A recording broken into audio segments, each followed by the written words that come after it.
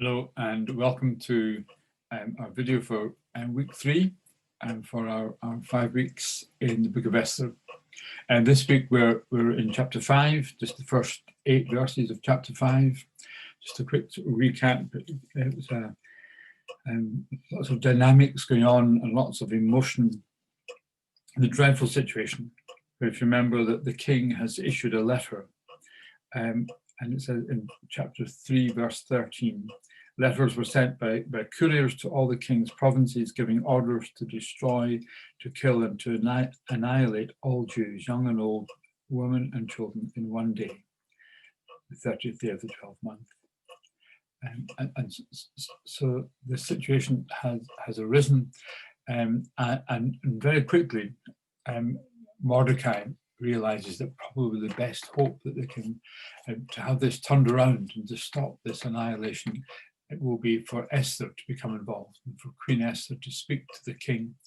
And so Mordecai arranges for someone to pass a message to the queen and says, you need to go and speak to the king. You need to speak to the king. You need to stop this happening. And you need to do it because it won't just be everyone else. It'll be you and your family as well. We will all be wiped out. And so Esther says, in essence, it's easier said than done. The royal protocol, the palace, is such that only those who are invited can enter the king's presence. And I have not been there for a month. I'm not expecting to be asked in. I can't just walk in. The equivalent of being off to the tower with them was how people were dealt with, and people who were uninvited, who appeared in the inner court, who appeared in the king's presence, unless he pointed the scepter at them, they would be killed. And so there was great fear that Esther was convinced by Mordecai that she had to do something, but she really wasn't sure how to do it, how to go about it. In chapter 4, verse 11, remember it said that all the king's servants and the people of the king's provinces know that if any man or woman goes to the king inside the inner court without being called, there is but one law: all alike are to be put to death. Only if the king holds out the golden scepter to someone may that person live. And so the protocol was very, very strong. And so Esther calls for a 3-day fast, and everyone fasts for 3 days. And then at the end of the 3 days, Esther gets herself ready, and she gets dressed up in her robes. She takes off the sackcloth and ashes and begins to eat properly again, and approaches the inner courts. And the king sees her, and he holds out his scepter and points to her, and she is and she's spared. And it calls her forward, and he says, "Queen, what do you want?" And these 8 verses are about that. The beginning of the conversation, of getting to the stage where Esther is able to say to the king, this is what I want, this is what needs to happen. You know, as I was reading this, I was reminded of the story of Nehemiah. Remember Nehemiah, who was a servant in a similar royal palace. Nehemiah had heard about just how bad things were back in Jerusalem. The people were in exile, and he's really upset about what's happening, and he fasts and prays as well. And then in chapter 2 of Nehemiah, it starts off in the month of Nisan, in the 20th year of King Artaxerxes, when wine was brought for him, I took the wine and gave it to the king. I had not been sad in his presence before. So the king asked me, why does your face look so sad when you're not ill? This can be nothing but sadness of heart. I was very much afraid, but I said to the king, and he begins to tell the story. And so Nehemiah waited for for God's time, for the right time, to speak to the king.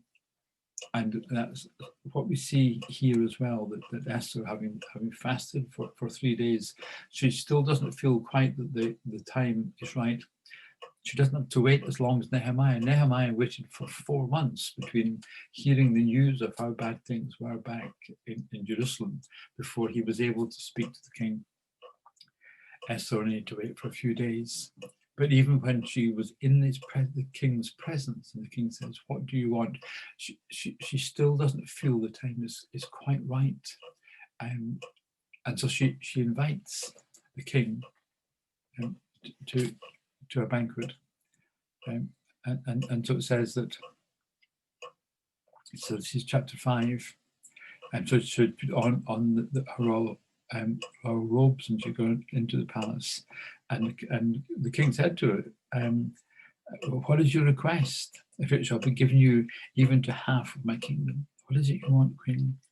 And she says, "If it pleases the king, let the king and Haman come today to a banquet that I have prepared for the king." And so she doesn't come with her request. She doesn't plead for her people. She just invites the king and Haman to come for a banquet. You get the feeling that the banquet must have been good to go already, because it happened that day. But as you read through these 8 verses, you discover that even at the banquet, when the king asks for a second time, what is it you want? What can I do for you? You can have half the kingdom. And even then, she just senses that the time is not quite right to give the full answer to the question the king is asking. It's an interesting passage, isn't it? And in a way, it builds the tension for what's going to come next. But you sort of sense that until everything was in place, it would be wrong to act. That only once everything was in place, in God's timing, in God's planning, then would be the time to act. But how was she to know? She sensed that more was to happen, and that the asking the king for help would be enabled by God. It would be in God's strength, not her own strength. God would almost give the word, so it'd be easy to raise the issue of the welfare of the Jews. Now, I wonder how often in life and in the history of the church, but our own history of walking with God, we end up trying to do things in our own strength, with our own ideas and with our own timing. We see a need, and we feel a calling in our lives, and we want to respond now. We want it to happen here and now. We've been stirred up, and it's got to happen now. And we forget that God not only puts the desire in our hearts and puts the concern in our hearts, but he also has a plan of how that desire and how that concern will work itself out. And we want to live our lives out in God's strength and in his timing. And so sometimes we need to hold back and bide our time and wait until there's another sign that the time has come right to answer the king's question, "What do you want?" or to put things into process. So it's an interesting passage, and there'll be some questions to go with it.